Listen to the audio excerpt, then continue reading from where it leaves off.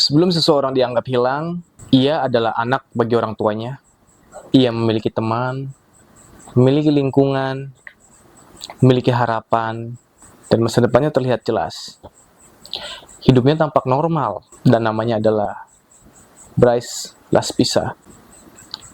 Bryce Laspisa adalah pemuda yang hilang tanpa diketahui bagaimana caranya dia hilang, tidak ditemukan tanda-tanda bahwa dia bunuh diri, diculik, ataupun melarikan diri.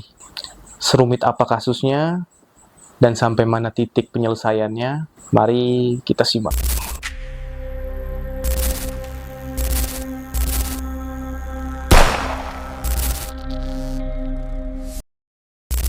Bryce Laspisa lahir dan tumbuh di Illinois, Amerika Serikat. Ia dibesarkan dalam keluarga kelas menengah yang stabil. Orang tuanya dikenal dekat, sangat terlibat dalam kehidupannya. Tidak ada catatan kriminal, tidak ada riwayat kekerasan, tidak ada konflik besar dalam hidupnya. Bryce dikenal sebagai pribadi pendiam, cerdas, dan bukan pencari masalah. Saat kejadian, Bryce adalah mahasiswa di Sierra College, California. Ia mengambil jurusan teknik. Prestasinya cukup baik. Ia memiliki pacar dan aktif bergaul. Tidak ada tanda ia ingin kabur. Bahkan tidak ada indikasi ia ingin menghilang. Namun beberapa minggu sebelum dia menghilang, orang tuanya mulai menyadari perubahan kecil. Bryce diketahui mengkonsumsi obat antidepresan. Obat ini diresepkan untuk menstabilkan kondisi emosinya. Namun Bryce memutuskan menghentikan obat tersebut tanpa konsultasi dokter. Dalam dunia medis, menghentikan antidepresan secara tiba-tiba dapat menimbulkan efek serius, mulai dari kebingungan, perubahan perilaku, hilangnya kemampuan menilai situasi secara rasional. Ini tidak berarti Bryce kehilangan kendali, namun keputusan kecil ini bisa berdampak besar. Agustus 2013, Bryce meninggalkan apartemennya di California. Tujuannya jelas, pulang ke rumah orang tuanya. Namun perjalanan itu tidak berjalan normal. Bryce berhenti di satu lokasi selama lebih dari 13 jam. Duduk di dalam mobil, tidak melanjutkan perjalanan, tidak meminta bantuan. Lalu ia hanya menunggu. Setelah itu orang tuanya menerima pesan. Isinya singkat. "Aku baik-baik saja." Melihat keanehan ini, orang tua Bryce menghubungi polisi berkali-kali. Mereka menyampaikan satu hal penting. Anak mereka atau putra mereka tidak berperilaku seperti biasanya. Dan polisi mengetahui hal itu. Polisi akhirnya menemukan Bryce. Lokasinya di area Castaic Lake, California. Tepatnya di sekitar Lake Hughes Road. Bryce berada di dalam mobilnya, sendirian, tanpa luka, tanpa tanda kekerasan. Namun keanehan tidak berhenti di situ. Polisi datang bukan secara kebetulan. Mereka datang karena orang tua Bryce telah menghubungi polisi berkali-kali. Mereka menyampaikan kekhawatiran serius bahwa Bryce berhenti terlalu lama dan tidak berperilaku normal. Artinya, polisi tahu bahwa ini bukan sekedar kendaraan yang berhenti di pinggir jalan. Polisi berbicara langsung dengan Bryce. Bryce terlihat sadar, kooperatif, tidak mabuk. Namun, kesadaran tidak selalu berarti aman. Polisi tidak melakukan pemeriksaan kesehatan mental lanjutan. Tidak ada evaluasi mendalam, tidak ada pendampingan. Padahal, ada laporan resmi dari orang tua bahwa kondisi Bryce tidak seperti biasanya. Meski mengetahui orang tuanya sedang sangat khawatir, polisi mengizinkan Bryce pergi tanpa memastikan ia benar-benar melanjutkan perjalanan pulang, tanpa pengawalan, tanpa tindak lanjut. Ini adalah keputusan yang kelak dipertanyakan, karena ini adalah kesempatan terakhir untuk memastikan Bryce benar-benar aman. Setelah dilepaskan polisi, terdapat jeda waktu, beberapa jam. Dalam rentang waktu inilah tidak ada yang tahu pasti apa yang dilakukan Bryce. Tidak ada saksi, tidak ada rekaman, tidak ada kontak dengan siapapun. Lalu, mobilnya ditemukan di jurang. Inilah terakhir kalinya Bryce terlihat secara resmi. Beberapa jam kemudian, mobil Bryce ditemukan jatuh ke jurang di area dekat Castaic Lake. Namun Bryce tidak ada di dalamnya. Mobil tidak mengalami kerusakan fatal. Airbag tidak mengembang. Tidak ada darah bekas luka. Dompet Bryce tertinggal. Laptop tertinggal. Barang penting lainnya tertinggal. Tidak ada jejak kaki yang jelas. Tidak ada arah pelarian. Begitu mobil Bryce ditemukan terbalik di jurang dekat Castaic Lake pada 30 Agustus 2013, upaya pencarian langsung diluncurkan oleh pihak berwajib dan relawan.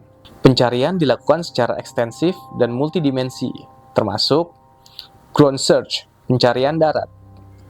Tim polisi, sheriff, dan relawan menyisir sepanjang area sekitar jurang, jalur hiking, hutan, dan tepian danau. Air search, pencarian udara, helikopter diterbangkan di atas Castaic Lake dan kawasan sekitarnya untuk melihat dari atas.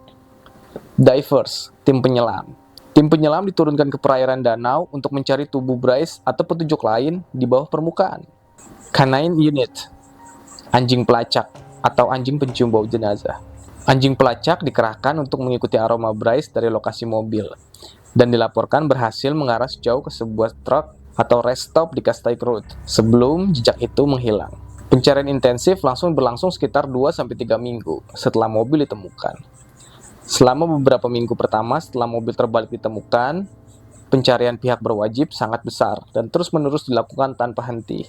Setelah beberapa minggu, pencarian lapangan resmi dihentikan oleh pihak sheriff, meskipun keluarga masih terus berusaha mencari dengan cara lain. Relawan lokal dan masyarakat juga ikut bergabung dan ikut mencari. Area yang mereka cari adalah pencarian wilayah penggunungan, bawah semak, penyebaran selebaran dan informasi tentang Bryce tetap dilakukan. Koordinasi titik berkumpul relawan melalui kafe atau lokasi tertentu untuk menyusun tim pencari. Keluarga memanfaatkan media sosial untuk menyebarkan info kasusnya dan menarik dukungan publik. Pada puncaknya, ada ajakan relawan untuk berkumpul setiap pagi di sebuah kedai kopi di Castaic untuk bergabung mencari bersama tim. Selama penyelidikan dan pencarian itu, tidak ada tubuh Bryce yang ditemukan oleh tim SAR maupun penyelam di danau atau wilayah darat yang luas itu. Beberapa jejak aroma atau tracking ditemukan oleh anjing pelacak yang membawa tim sampai ke truck stop atau rest stop di Castaic Road. Namun setelah titik ini, jejaknya menjadi dingin, tidak bisa dilanjutkan. Ada laporan tentang temuan mayat terbakar di dekat daerah yang dicari, tapi bukan Bryce setelah forensik dan identifikasi. Polisi juga mengkaji rekaman kamera yang menunjukkan mobil Bryce berkendara naik dan turun di sekitar Lake Hughes Road beberapa jam sebelum mobilnya ditemukan di jurang. Namun hal ini tetap tidak menjelaskan keberadaannya. Setelah operasi SAR resmi dihentikan, orang tua Bryce tidak menyerah.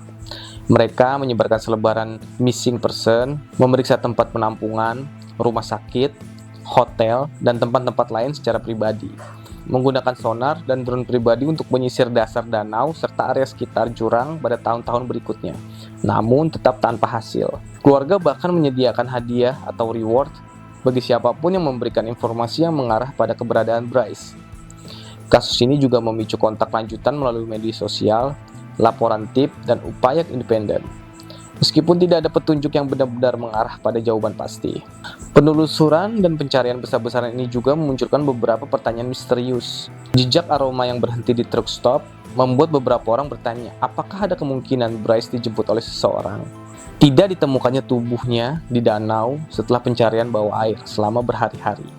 Padahal itu adalah lokasi yang logis untuk mencari jasad jika ia jatuh atau tenggelam.